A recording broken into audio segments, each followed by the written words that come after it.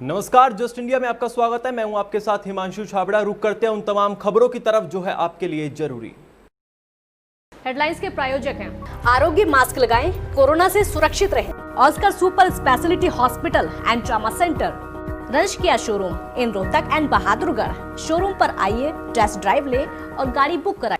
Actor Sushant Singh Rajput की मौत के मामले में सीबीआई जांच का आज 9वां दिन है। रिया चक्रवर्ती पुलिस एस्कॉर्ट के साथ डीआरडीओ गेस्ट हाउस पहुंची।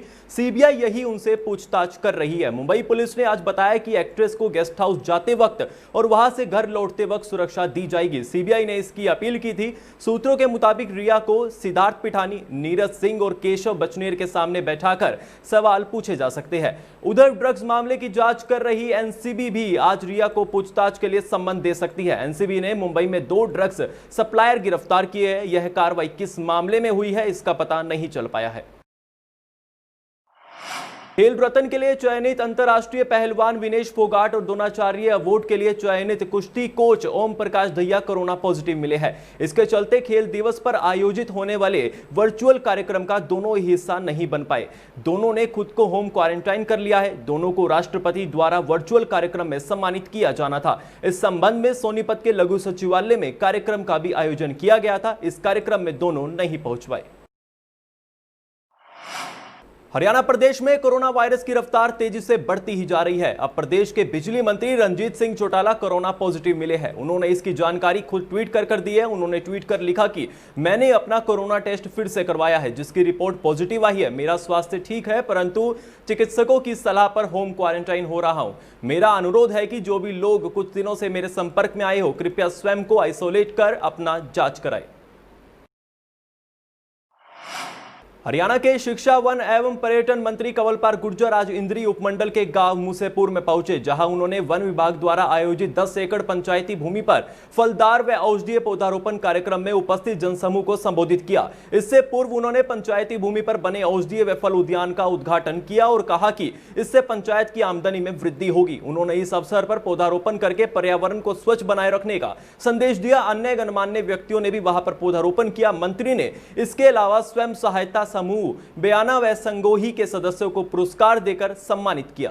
कि आज मूसेपुर गांव में हमने यहाँ जो है फलदार पेड़ लगाने का काम किया और अब की बार जिस प्रकार से हमने माननीय मुख्यमंत्री जी ने जिस प्रकार का टारगेट हमें दिया कि 3 गुना ज़्यादा फॉरेस्ट हमने करना, तो उसके लिए माननीय मुख्यमंत्री से हमने निवेदन किया कि जो पंचायती ज़मीन है उसमें बाग लगाने का हमें आप मंजूरी दे दें, क्योंकि बाग लगाने का काम हॉर्टिकल्चर का है, हमारा था। तो माननीय मुख्यमंत्री जी ने हमें उसकी इजाज़त दे दी और अब की बार लगभग 1000 एकड़ से ज़्यादा का बाग हमने अब की बार में लगाया। ये हमारा अब की बार केवल एक डेमोन्स्ट्रेशन था हमारा, समझ लो। इंद्री के गांव मूसेपुर से वन व शिक्षा मंत्री कंवरपाल गुर्जर के जाते ही ग्रामीणों ने सरपंच व ग्राम पंचायत के खिलाफ तथा मंत्री के खिलाफ नारेबाजी की। इन ग्रामीणों का आरोप है कि जहां पर 100 गज के प्लाट काटे गए थे, वहां पर जबरदस्ती पौधारोपण किया जा रहा है। उनको मंत्री से मिलने नहीं दिया गया। उन्होंने कहा कि इस मामले को लेकर कोर्ट में स्टे लगा हुआ है, लेकिन इसके बावजूद भी पंचायत यहां पर पौधारोपण करने पर अड़ी हुई है। 100 गज के प्लाट कट रहे थे जी, इन पर सरपंच धक्के पेड़ पौधे लगा रहे जी सारे अफसरों वजह जी। तो किस को शिकायत दी? डीसी पा और एसडीएम पा और डीसी साहब पा भी जी। तो क्या दरखास्त लेकर रख लीजिए। इस टाइम आपने पता है कोरोना चल रहा, कोई अफसर सुनवाई नहीं करता सही जी, और ना पब्लिक ने छोड़ देता जी। आम अपने एप्लीकेशन दे रखी वहाँ जी। अच्छा, अपने रजिस्ट्री की फोटो कापी दे रखी जी। सर हमारे को 2012 में प्लाट मिले थे हरियाणा सरकार द्वारा, जो 100 गज की स्कीम है जी।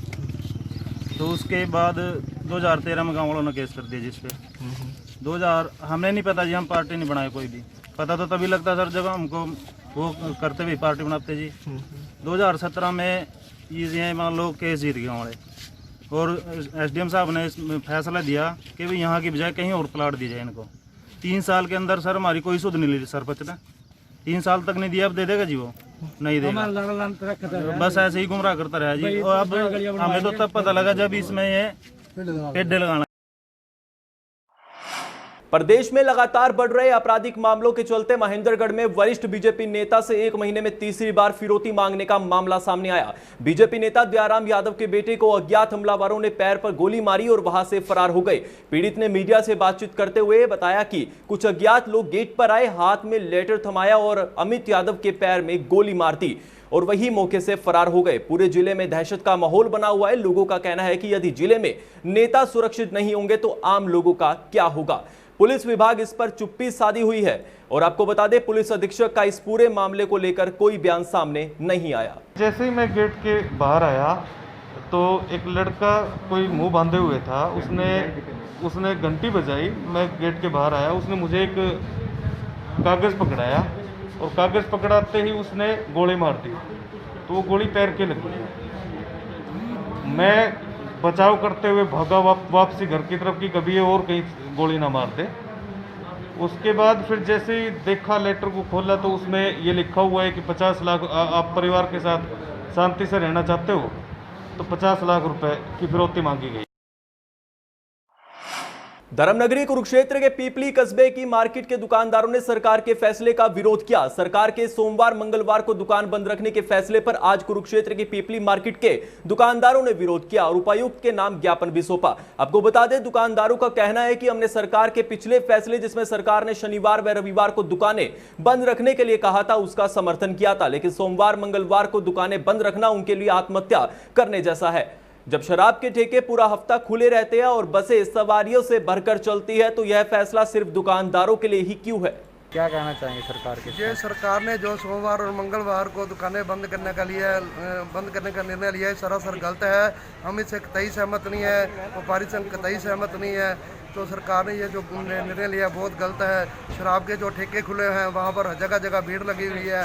क्या वहाँ कोरोना नहीं है? वहाँ कोई सिस्टम नहीं है डिस्टेंसिंग का, कोई कुछ नहीं है। क्या शराब पीने वालों को कोरोना नहीं होती कोई? तो ये बसों के अंदर सवारियाँ भर भर के चल रही हैं, जगह पर भीड़ भाड़ हो रही है, वहाँ सरकार का कोई सिस्टम नहीं है। क्या जो ये फरमान आया है सरकार की तरफ से, ये सरासर गलत फरमान है। ऐसे कोरोना, कोई ऐसे फरमानों से कोरोना ख़त्म नहीं होता। कोरोना ख़त्म करना है। शराब के ठेके सरासर खुले हैं, दिन रात खुले हैं। सोशल का डिस्टेंस का कहीं ध्यान नहीं है। बसों में, सरकारी बसों में या कहीं और भी लगा लो, सरकारी ऑफिसों में लगा लो, कहीं ध्यान नहीं है। ये प्राइवेट लोगों को सिर्फ धक्का किया जा रहा है। प्राइवेट दुकानदारों के साथ, प्राइवेट रेडी वाले, फड़ी वाले, जो बेचारे गरीब आदमी हैं, उनसे धक्का किया, उनको परेशान किया जा रहा है। मैं सरकार के इस फरमान के खिलाफ हूँ। पलवल में नवीन एवं नवीकरणीय विभाग द्वारा सौर ऊर्जा को बढ़ावा देने के लिए किसानों को सोलर पंप लगाने के लिए 75% की सब्सिडी प्रदान की जा रही है। जिला परियोजना अधिकारी वीरेंद्र कुमार ने बताया कि सोलर पंप लगाने के लिए किसानों को जागरूक किया जा रहा है। सरकार द्वारा 3 HP से लेकर 10 HP के सोलर पंप लगवाने के लिए यह सब्सिडी प्रदान की जा रही है। जिले में करीब 180 किसानों को सोलर पंप प्रदान करने का लक्ष्य रखा गया है। सौर ऊर्जा को बढ़ावा देने के लिए सरकार ने किसानों के लिए बहुत ही एक कुसुम योजना चला रखी है, जिसके अंदर 25% तक सब्सिडी दे रही है।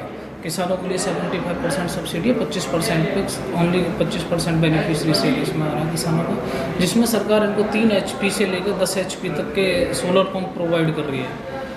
अभी तक ज़िले में हमारा 180 का टारगेट था और 160 के करीब हम अभी तक पहुंच चुके हैं। और अभी भी हम किसानों को मोटिवेट कर रहे हैं सभी को, और ज़्यादा से ज़्यादा जागरूक कर रहे हैं कि ज़्यादा से ज़्यादा इलेक्ट्रिक पंप को छोड़कर आप सोलर पंप को पे आए।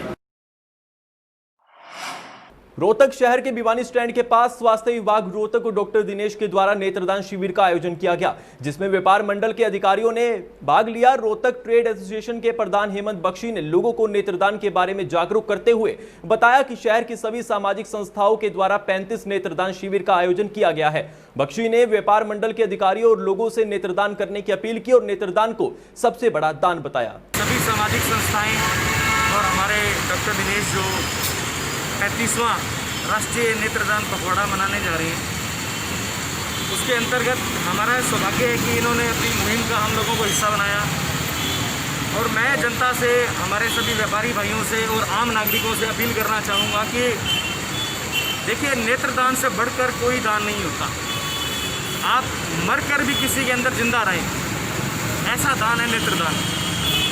और आपकी आँखों से कल किसी को रोशनी मिले, कोई इस दुनिया को देख सके, इससे बड़ी कोई चीज़ नहीं है। और देखो, मरणोपरांत इसका मतलब ये संभव है कि आप बाद में आंखें आपकी ली जाती हैं। तो मैं सोचता हूँ ये जागरूकता हमारे देश के हर नागरिक के अंदर होनी चाहिए। खबरों के प्रायोजक थे Pramod trading company, tiles, sanitary ware, Ghanipura, Jhajjar road, Rohtak. Asian colour coated स्पात limited. Be Fast Fit, India's fastest growing fitness chain, now at Rohtak D Park. Corona महामारी से लड़ने के लिए आरोग्य मास्क लाया है आपके लिए सबसे आधुनिक मास्क। इसके साथ ही आपको मिलेगी आधुनिक PPE किट, वो भी बहुत ही सस्ते रेट पर। contact@arogyamask.com पर जाएं और हमसे संपर्क करें या फिर www.arogyamask.com से जुड़ें। इसके साथ ही आप हमें कॉल कर सकते हैं। हमारा पता है Anand international, plot number 181, sector 25, Panipat, Haryana.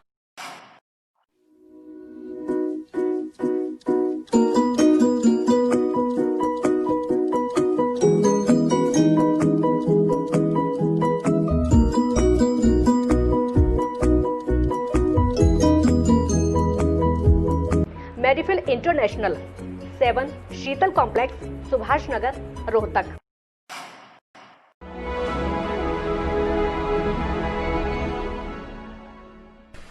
चाचा, आपने नया घर बनवाया है तो घर की छत पर कौन सी शीट लगवाई है? बेटा, मैंने अपने घर की छत पर एशियन शीट लगवाई है, क्योंकि वो कभी न मिटने वाले ओरिजिनल निशान की चादरें हैं। साथ में ISI का चिन्ह, 5 साल की वारंटी के साथ साथ पैसों का सही मूल्य देने वाली वही इकलौती शीट्स हैं। क्योंकि नाम नहीं, पहचान जरूरी है। बुलेटिन में बस इतना ही। देखते रहिए जस्ट इंडिया न्यूज। नमस्कार।